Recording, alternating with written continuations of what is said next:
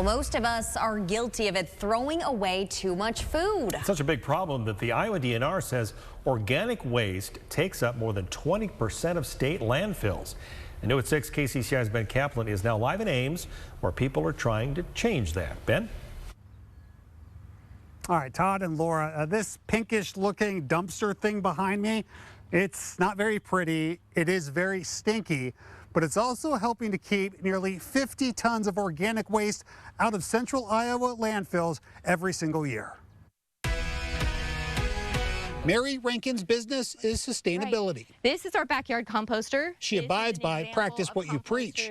Mary gets a rebate for running her own backyard composting post, and when we have people over, or even when we're carrying our green bucket maybe to load into our vehicle, we've had a number of friends, visitors, and even neighbors say, "So what is this thing that you're doing?" Rankin is one of the growing number of people taking part in the City of Ames food waste diversion program. When we are going to get groceries, going to do other errands, we just put this in the back of our vehicle and do that along with everything else that we're doing. Flowers that maybe you've got for your wife that are no longer in good shape, those can go in here because they're organic. Bill Schmidt runs the city's resource recovery plant. About 4 years ago, they began FWD. So that's what kind of drove this, is trying to fill that niche for people that needed someplace for organics to go rather than going into the garbage, which then goes to landfill and generates methane. Folks can either buy a green bucket for $10 or use their own.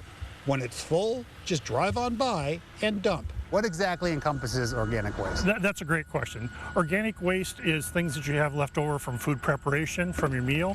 So it's going to be banana peels, coffee grounds, potato skins. For ISU grad student Elizabeth Smith, it's eggs. Being able to see the eggshells kind of stack up as you're cracking them and setting them to the side, and then see just how much of that is going into the bucket versus the trash is really interesting. She lives the apartment life and is thankful she can be sustainable even from her small space. And it's convenient, it's cheap, and it is really impactful just because food waste has such a negative impact on the environment. And Schmidt tells us there's 2 different locations in town that you can buy those green buckets. Again, they're $10 a piece, but he really recommends using your own sort of contraption. You can go ahead and dump your waste here in this pinkish bin at the Resource Recovery Plant 24/7. They just want to make sure that you don't put any plastic in the bin, just that organic waste.